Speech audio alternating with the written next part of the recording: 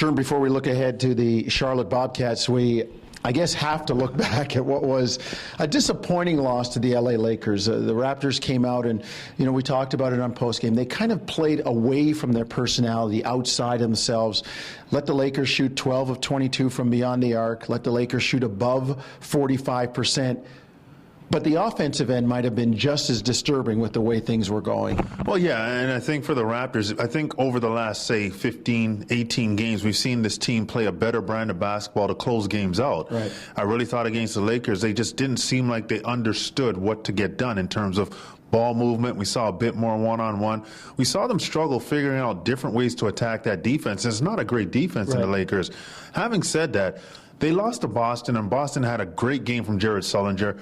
But this game against the Lakers, the Raptors really had this game under control, up 19, and they still gave it back. But we've seen them bounce back, take over games, and finish strong. Now, the fact that we didn't see that against the Lakers, to me, that's a bit more concerning because that more looks like they were reverting in that game to the team they were. Now, we're not sounding the alarm here, but what I'm saying is I see that this team has those flashes of the past, and I think they've got to continually try to erase that to be the consistent team that they want to be.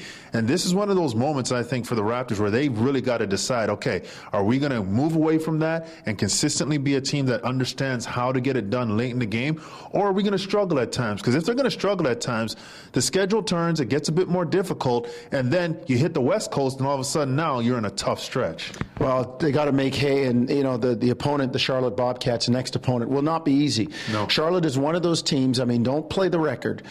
They took Miami to overtime in their last game at home in front of a sellout crowd. It's a Martin Luther King holiday, so you can expect that there should be a decent crowd. But these guys play defense. They're one of the tops in the NBA in opponents' points allowed, and they're right up there in all those key defensive categories. Fewest second chance points allowed, fewest points off turnovers, fewest fast break points. They are right up there. They are going to present a challenge.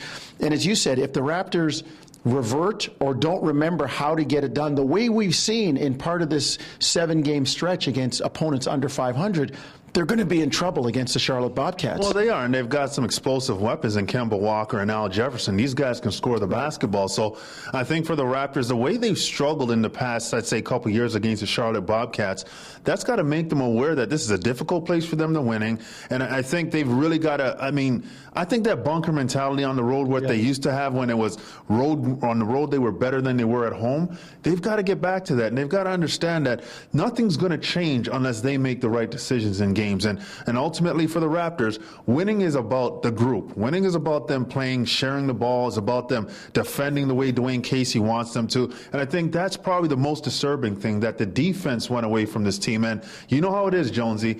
If you can play well enough defensively on the road and muck it up, you can get a chance to win at the end of the game. So the Raptors are going to have to be very consistent on the defensive end against this Charlotte Bobcats team. Well, they have been good on the second night of back-to-backs. This year, 4-5 on the first night, but 6-2 on the second night. We'll see what happens against the Bobcats. The game can be seen on Sportsnet and then heard on the radio at TSN 1050.